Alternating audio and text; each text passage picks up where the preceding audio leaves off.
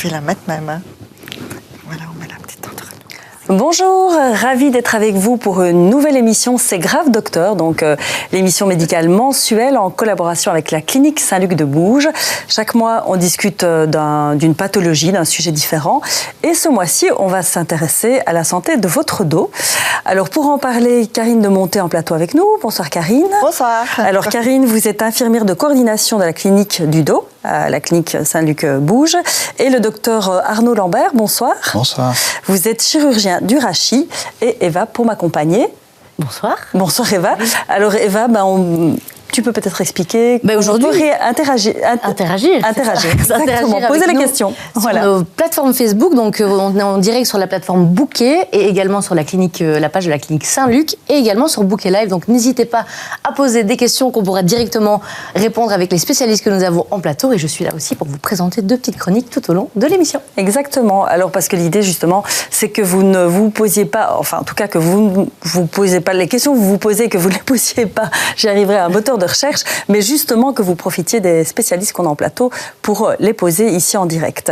Alors en général, la première chose qu'on fait, c'est un petit peu faire expliquer l'organe dont on va parler. Ici, on va parler du dos. On pourrait se poser la question, tiens, le dos, est-ce que c'est uniquement à la colonne vertébrale? Est-ce que c'est plus que ça? C'est aussi les muscles qui constituent le dos. Donc voilà, déjà un petit explicatif anatomique. Donc au niveau de la colonne, on a, comme tout le monde y pense, la colonne c'est les vertèbres. Donc oui, c'est vrai que c'est la base. Donc je peux te laisser expliquer. D'accord. L'anatomie globale. Oui, donc ici voilà la colonne qui est vraiment le support de tout le corps. Donc elle est composée donc de 7 vertèbres cervicales qui soutiennent la boîte crânienne, donc la tête, qui vont permettre la flexion, l'hyperextension, l'inclinaison et la rotation de la tête. Ensuite, on a 12 vertèbres dorsales ou thoraciques où viennent s'insérer les côtes. Donc, ce sont les vertèbres dorsales ou thoraciques. Ensuite, on a 5 vertèbres lombaires. C'est là souvent où se trouvent les pathologies. Donc, ces vertèbres lombaires, elles permettent au corps la flexion, l'hyperextension, la rotation, l'inclinaison du tronc. Et elles permettent aussi, c'est elles aussi qui vont supporter le poids que nous portons. Si nous portons des grosses charges, souvent, ce sont les lombaires qui vont les porter. Et c'est là où se développent parfois les hernies, donc dues à des ports de charges lourdes. Et puis alors ensuite, on a les vertèbres sacrées qui sont fusionnées, elles qui vont protéger toute la partie du pelvis. Et puis alors après, on a le coccyx, que s'il est fracturé, ça fait vraiment très mal. Donc voilà. Entre chaque vertèbre, il y a des disques. Donc les disques, ça va permettre de faire... un effet d'amorti. Oui, un amortissement. Donc le disque, à l'intérieur d'un disque, il y a un noyau. Et par exemple, le noyau qui sort du disque, ça va former une hernie discale. À l'intérieur de la colonne vertébrale passe la moelle épinière. Donc la moelle épinière qui contient les nerfs moteurs qui permettent la mobilisation de nos jambes, de nos bras. Les nerfs sensitifs qui permettent la sensation, donc la douleur, etc. Donc chaque nerf va sortir au niveau d'orifice de la colonne vertébrale. Et donc, les pathologies, s'il y a des pathologies au niveau des cervicales, ça peut engendrer des douleurs et des ressentis au niveau des 4 membres. Et si on a, par exemple, des pathologies au niveau des lombaires, on ressentira des douleurs au niveau des membres inférieurs. Alors, à ce moment-là. Donc ça, c'est toute la partie osseuse, mais la colonne, c'est pas que des vertèbres. Il y a toutes les structures qu'il y a autour. Donc il y a tout un système de haubans musculaires et tendineux qui permettent de soutenir la colonne, parce que s'il n'y a pas ce système-là, en fait, la colonne, elle se déforme. Et c'est très important parce que beaucoup de problèmes de dos ne viennent pas de la colonne d'un point de vue osseux, mais des structures autour, donc de ces problèmes qu'on va appeler musculo-tendineux. Donc ça, c'est vraiment une grande structure osseuse nerveuse et musculo-tendineuse. C'est les 3 grandes origines au niveau de ce qui constitue le dos. Oui, on a des chiffres ici en Belgique. Alors, on parle de chiffres, ça reste des chiffres, mais ils sont quand même assez conséquents parce qu'on dit qu'en Belgique, près de 70% des adultes ont déjà souffert de douleurs lombaires au moins une fois dans leur vie. 70%, c'est un chiffre qui est quand même assez conséquent, mais plus précisément, 42% des adultes souffrent chaque année, ce qui fait l'une des plaintes médicales les plus courantes. Le mal de dos, c'est quand même, comme tu l'as dit, le mal du siècle. Et donc les femmes sont légèrement plus touchées que les hommes, une prévalence de 45% chez les femmes contre 39% chez les hommes chaque année. Comment on arrive à 70% d'adultes qui ont déjà souffert une fois d'un mal de dos? C'est quand même assez inquiétant. Comment on arrive à ce chiffre? Ben là, on parle du mal de dos. En fait, si on combine tout, il y a des douleurs qui sont liées à des problèmes de la colonne au niveau osseux. Il y a des problèmes qui peuvent être aussi, et d'ailleurs la grande majorité du temps, c'est le cas, ce sont des douleurs sur les structures autour, donc des douleurs musculaires. Le lumbago, c'est ça? Alors, ce qu'on appelle le lumbago, le vrai lumbago, c'est l'équivalent d'une entorse, donc c'est une fissure de l'anneau du disque. Donc ça, c'est le vrai lumbago. Maintenant, on peut avoir des problèmes de blocage, de petites articulations dans le bas du dos. À côté de toute cette partie vraiment mécanique, que ce soit musculaire ou sur la colonne elle-même, il y a toute la partie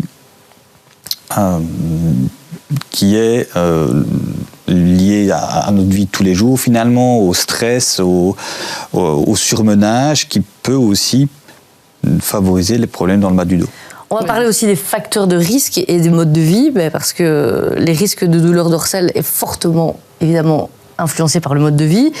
Et le surpoids touche environ 50% des Belges adultes. Et évidemment, ça augmente la pression sur le dos et le risque de lombalgie. Ça paraît logique. Ça paraît logique. Et deuxièmement, le travail sédentaire, qui concerne plus de 40% des emplois en Belgique. Et c'est évidemment un facteur qui est très aggravant. Donc ça, voilà, on n'a pas vraiment de solution pour le dos, à part faire du poids et se muscler plus. Oui, ça je sais, mais c'est des chiffres malheureusement qui, j'ai l'impression, qui augmentent de plus en plus parce que on a une vie qui est de plus en plus sédentaire, et sédentarité veut dire prise de poids. Et par contre, du coup, à contrario, là on parle de la sédentarité, donc le dos serait insuffisamment musclé, mais qu'en est-il de tous les métiers qui sont à l'inverse des métiers douloureux aussi pour le dos? On a des...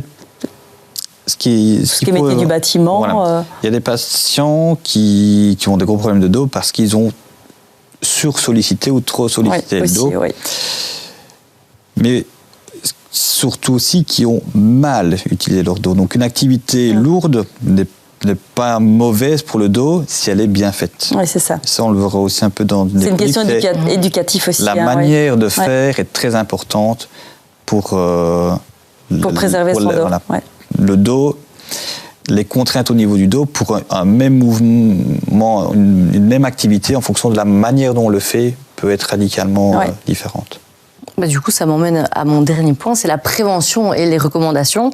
Et les experts estiment que 60% des cas de douleurs lombaires pourraient être prévenus grâce à une activité physique régulière. Oh, comme c'est bizarre.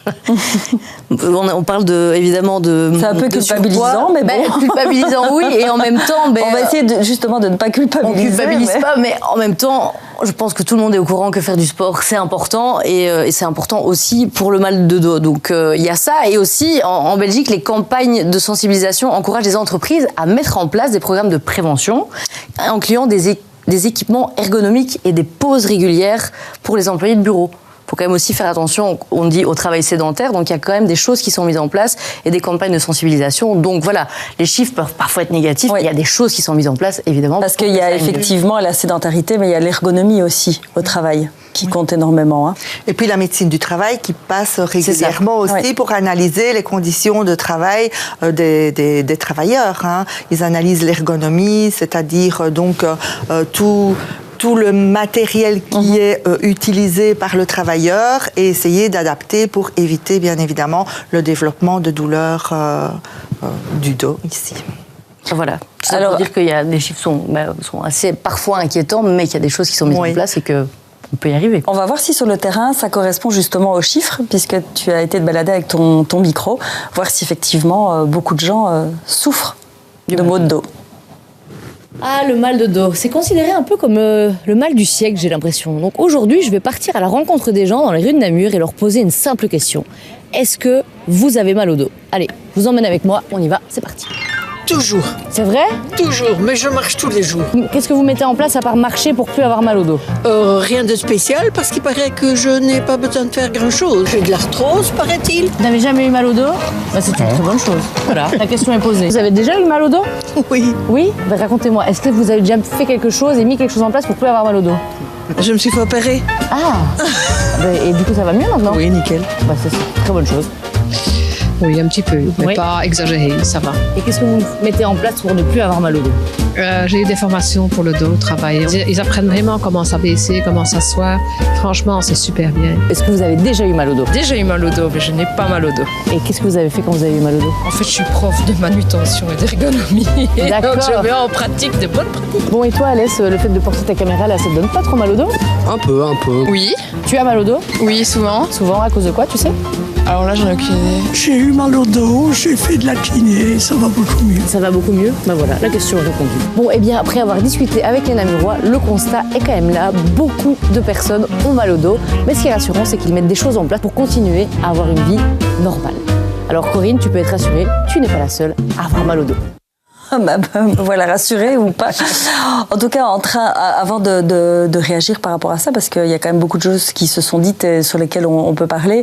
Juste peut-être venir avec le fait, est-ce qu'on est tous égaux? On a un peu parlé du côté héréditaire hein, dans l'explication en début d'émission, mais qu'en est-il par rapport à ça? Parce qu'il existe aussi des malformations. Bon, là, on rentre peut-être dans quelque chose d'un peu plus spécifique, mais qui est quand même assez fréquente. Enfin, c'est la spondylolyse, quelque chose comme ça. Donc, on est clairement pas tous égaux. Non, on a donc un facteur génétique. Donc c'est la même chose qu'on peut retrouver. Ça rentre dans le même cadre que l'arthrose. Il y a des personnes qui ont beaucoup d'arthrose et d'autres qui en ont très peu. La colonne vieillit parfois plus vite chez certaines personnes que d'autres. La qualité des disques, la hauteur des disques, tout ça sont des éléments qui sont variables d'une personne à l'autre. Il y a également, donc, on en a parlé ici, là, donc la spondylolyse. Ça, c'est une malformation qui se développe pendant la croissance, qui est extrêmement fréquente. C'est globalement 5% de la population à ça. Et en tant que tel, ce n'est pas douloureux, mais ça favorise une détérioration, une usure du disque, du niveau où il y a ce problème-là. On est allé à l'hôpital voir un petit peu ce qui se passait, Tournée Solutions, qui est justement, Karine, la clinique du dos. Et comme je suis un bon cobaye dans le cas des maux de dos, clairement, eh bien, on a fait un petit peu tout le parcours quand on arrive chez vous, et aussi à savoir si on peut ou pas se rendre à la clinique du dos, qui est un volet, on va en parler après, mais vraiment un côté préventif du coup. Donc, je vous propose qu'on regarde ça ensemble. Eh bien, je suis de retour à la clinique Saint-Luc. Je pense sincèrement que je vais demander pour avoir une chambre pour dormir ici. Aujourd'hui, je vais suivre Corinne qui est à la clinique du dos. Elle se plaint souvent d'avoir des petits maux dans le dos, donc je suis contente qu'elle soit là aujourd'hui. Je vais aller voir comment ça se passe pour elle. On y va, c'est parti.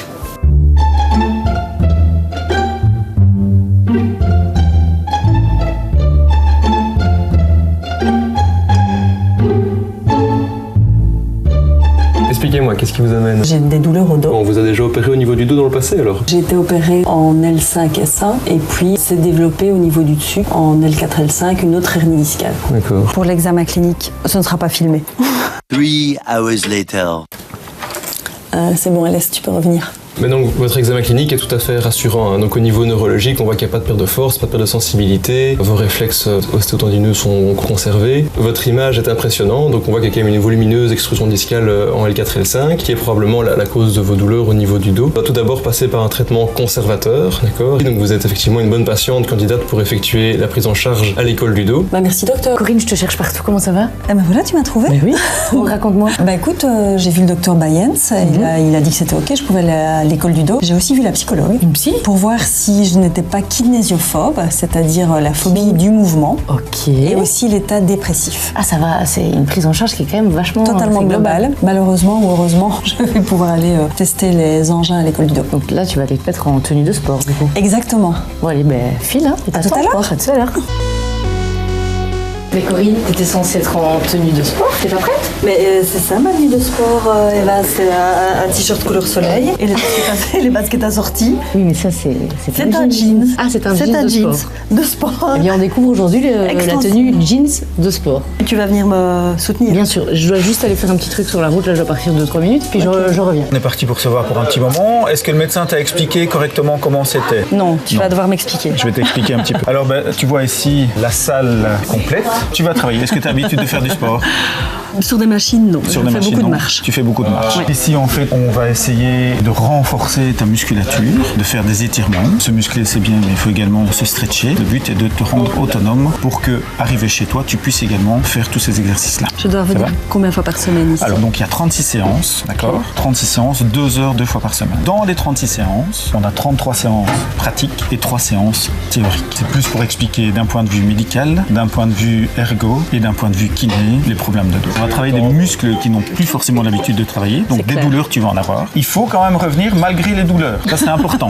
On y va? On y va, on est parti. Ok, je te suis. Allez bien, on va commencer par faire du vélo. Et là je pédale tout simplement. Normalement tu es censé pédaler un quart d'heure. Hein.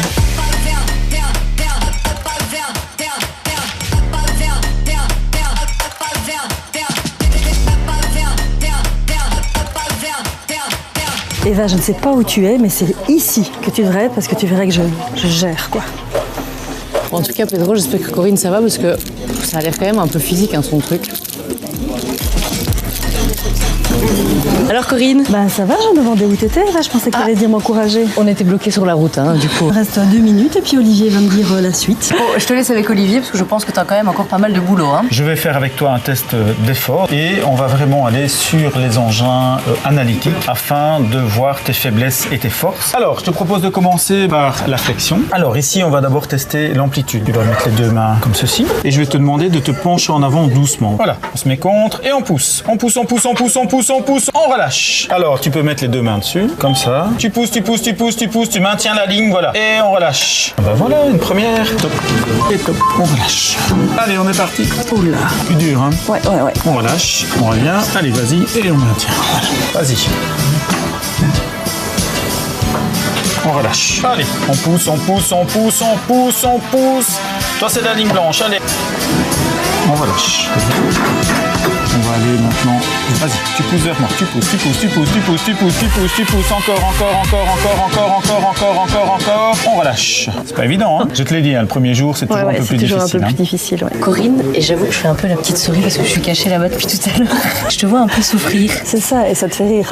Non, on peut pas dire que ça me fait rire. Un peu quand même. Je prends un mal à plaisir à te regarder quand même. Ça a l'air dur. Oui, c'est pas évident, mais ce qu'il y a surtout, c'est qu'il y a une contrainte, donc on pousse. Donc, comme l'a dit Olivier, je pense que c'est cet après-midi que ça va être dur. Écoute, j'ai une solution pour te ramener tout à l'heure, donc ne t'en fais pas. Un tout grand merci. Mais de rien, la prochaine fois que tu reviendras, tu auras ta propre carte, tes propres paramètres et ton programme. Bon, alors Kevin, toi tu es ergothérapeute. Exactement. Tu vas me faire un test. Exact. En 5 tâches, ça s'appelle un parcours de Vandertomen. Donc on va un peu voir un peu ce que vous connaissez. Le test est en 5 tâches, mais au début de l'école du dos, on fait que 3. On y va? Vous allez simplement me montrer comment tu montes dans le lit et comment tu en sors. Imaginons que c'est un lit, quelle position tu dors. Je peux me mettre de ce côté-là. Voilà. Et pour sortir?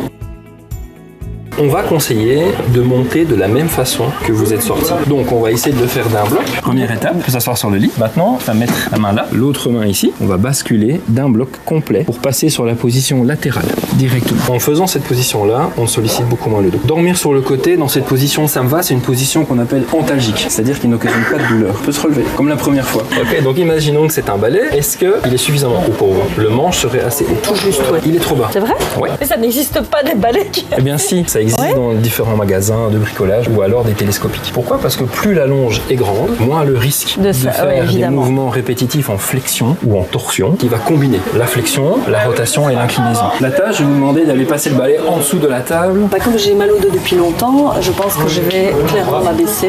Ça c'est très bien. Maintenant l'autre tâche. Je vais demander de la porter et de la mettre sur la table. Je précise qu'il y a quelque chose dedans, hein. Voilà. On la redescend maintenant. le fait d'augmenter ce qu'on appelle la base de sustentation, le polygone, c'est-à-dire base d'écartement, permet d'encadrer la charge et d'aligner le centre de gravité de la poubelle avec le vôtre. Il y a des petits défauts dans la façon dont vous l'avez fait. Premier défaut, c'est de l'avoir porté de cette manière. Pourquoi ? En fait, quand on porte comme ça, plus c'est lourd, plus on va incliner, plus on va creuser, on va augmenter la courbe ici qu'on appelle la lordose lombaire. Petit conseil qu'on donne, c'est d'avoir les bras tendus. Alors ensuite, marcher avec une charge comme ça devant, c'est pas ça. Pas ouf. Alors ce qu'on va faire, c'est que moi je suis droitier, je vais le porter sur ma cuisse à droite et je vais la déplacer de cette façon. Je vous ai demandé de la mettre sur la table. Pour bien le faire, idéalement, il faut faire ça. D'utiliser la jambe comme levier. Pareil, je redescends avec ma poubelle. Et ça va être un peu pareil pour n'importe quelle charge. Les conseils gestuels qu'on donne sont à appliquer, certes, mais le dos est à utiliser dans la vie quotidienne parce qu'on n'est pas fait pour se déplacer comme des robots. Bon, je crois que Corinne a fait une séance assez intense, donc j'ai un moyen de locomotion assez sympa pour la ramener chez elle. Ah ben t'as fini, Corinne ? Eva, j'ai de quoi te ramener. Dis, j'espère que c'est une blague. Alors tu sais ce que je te propose ? J'ai vu que tu avais souffert, donc je me suis dit... Tu vas être dans la chaise et moi, je vais te pousser. Pas me raconter rien du tout. Voilà. Ça s'est bien passé. Tout est là. Ah, je vois que tu dois quand même y retourner du coup. T'es prête ? Attention. 1, 2, 3. Bon bah du coup elle veut pas me raconter, donc on verra tout ça en plateau. Bon, bah voilà, effectivement, après, c'était super intéressant d'y aller. C'est vrai que, et c'est un peu le but aussi ici du vlog, c'est que les gens qui nous regardent se disent l'école du dos, c'est sympa aussi, enfin franchement. Et les conseils de l'ergothérapeute, etc., on est bien pris en charge, donc tout va bien. N'hésitez pas, quoi. Si en tout cas c'est indiqué, parce que c'est pas nécessairement indiqué. Ça, on va en parler. Mais donc, les résultats. On va les voir s'afficher et peut-être, comme tu es coordinatrice de la clinique du dos, Karine, peut-être commenter un petit peu ces résultats de manière brève. Hein. On ne va pas trop s'attarder sur mes résultats, mais on voit quand même qu'il y a un déficit par rapport à la moyenne. Je n'ai jamais analysé ce genre de test. Alors peut-être Arnaud, docteur ? Non plus. Si, alors ici on a il n'y a qu'un seul test, donc en bleu c'est le test qui a été fait. La ligne jaune au-dessus, c'est ce qu'on va considérer comme normal, donc ce qu'on est censé avoir comme amplitude.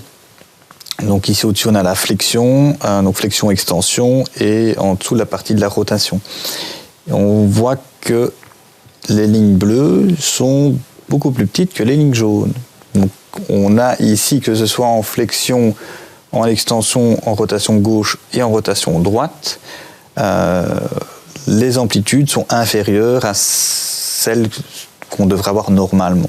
Mais la norme reste toujours fluctuant d'une personne à l'autre, parce que forcément, quelqu'un qui a été opéré, qui a une arthrodèse, ne saurait pas avoir une mobilité complète. Mais c'est la question que j'allais poser en fait. Est-ce que du coup, là dans mon cas, puisque c'est mon cas, et effectivement j'ai été opérée du dos, est-ce que c'est une conséquence ou au contraire le fait peut-être, ou c'est l'inverse, ou ça peut être une cause ? Les deux peuvent intervenir. Donc si on a une intervention qui bloque une partie du dos, on va perdre de la mobilité, c'est normal. Maintenant, on a une partie qui peut être compensée. Donc c'est pas parce qu'on a bloqué un niveau qu'on va perdre proportionnellement toute la mobilité. Ça peut être partiellement ou totalement compensé. Maintenant, comme on le voit ici, on est quand même nettement en dessous de la référence. Donc là, il y a une partie qui est liée à un fonctionnement incomplet du reste de la colonne. Donc la partie non opérée fonctionne de façon partielle en termes d'amplitude. Donc c'est quelque chose qui, du coup, peut être amélioré. Ça, c'est une bonne nouvelle. Et c'est important d'améliorer la mobilité dans tous les plans. Donc ici, on voit bien que tout se pose problème et il faut vraiment travailler tous les axes pour qu'on retrouve une mobilité fluide. Les mouvements, là, on les décompose toujours. Donc il y a la flexion, l'extension, la rotation, mais dans le quotidien, on ne fait rarement qu'un seul mouvement. On combine plusieurs mouvements et donc c'est important de travailler l'ensemble. Un grand merci. Avec plaisir. Docteur Karine, Eva. Merci à vous. Le mois prochain, on peut déjà vous dire, et encore une fois, on n'est pas du tout là pour vous culpabiliser, c'est le mois des fêtes, le mois de décembre, et on va parler de diabète. Mais bon, c'est vrai que le diabète, c'est aussi quelque chose qui est en pleine, en tout cas le diabète de type 2 qui est en pleine explosion. Et c'est vrai que l'alimentation, le diabète, le rapprochement est forcément vite fait, mais c'est plus justement pour sensibiliser et certainement pas pour culpabiliser, on est bien d'accord. Mais du coup, comme on sait déjà qu'on parlera du diabète, je pense que ce sera le lundi 16 décembre, si je ne me trompe pas, ici en plateau. On peut déjà poser les questions peut-être. Oui, n'hésitez surtout pas sur notre page Facebook de Bouquet Média. Voilà, exactement. Un tout grand merci. J'allais déjà vous souhaiter de bonnes fêtes, mais c'est peut-être un peu tôt, c'est parce qu'on vient d'en parler. Et bien voilà, prenez soin de votre dent en tout cas, et j'espère que cette émission vous aura été utile en collaboration donc avec la clinique Saint-Luc de Bouge. À très bientôt.